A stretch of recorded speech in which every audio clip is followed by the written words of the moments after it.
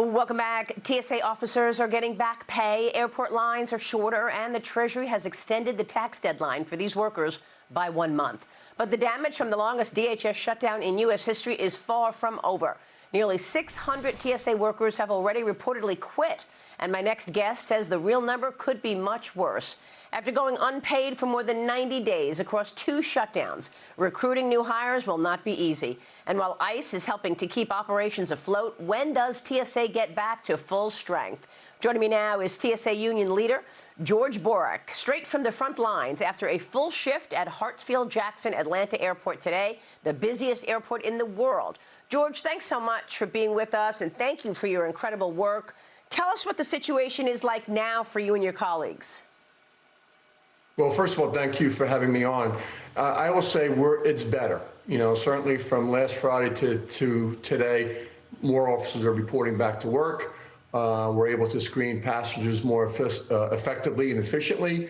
But, you know, there is light at the end of the tunnel as we go through this. George, how did you manage for all of those days without getting paid? Tell us what you did.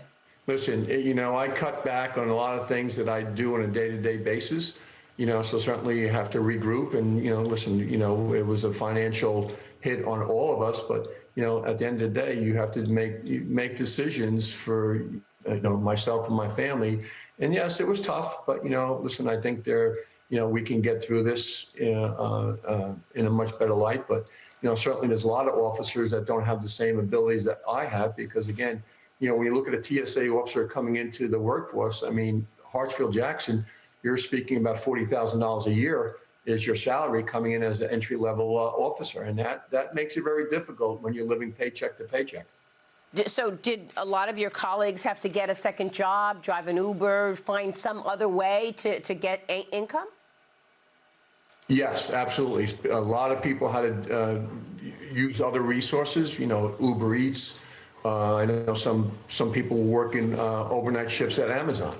You know, but, you know, they had to do what they needed to do to, you know, pay the bills, you know, put food on the table, you know, take care of childcare. You know, it was very difficult. And, you know, what I want to try to reiterate is that, listen, we never recovered from the shutdown that we had previous in the fall. So, you know, it makes it very difficult to dig yourself out of a hole, especially when you're living paycheck to paycheck.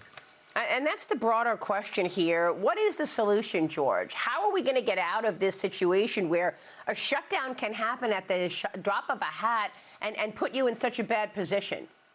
What do you want to see happen? Well, listen, one of the things I would say, you know, people have to understand what we do, what our mission is. I mean, we were created for a specific reason. You know, our officers are proud and they want to continue working. But when there's a financial mess, not due to what we've done, it makes it difficult. But one of the things I would just put out there to the public, listen, every airline ticket that you purchase, you know, there is a fee that is put on there for Homeland Security, okay?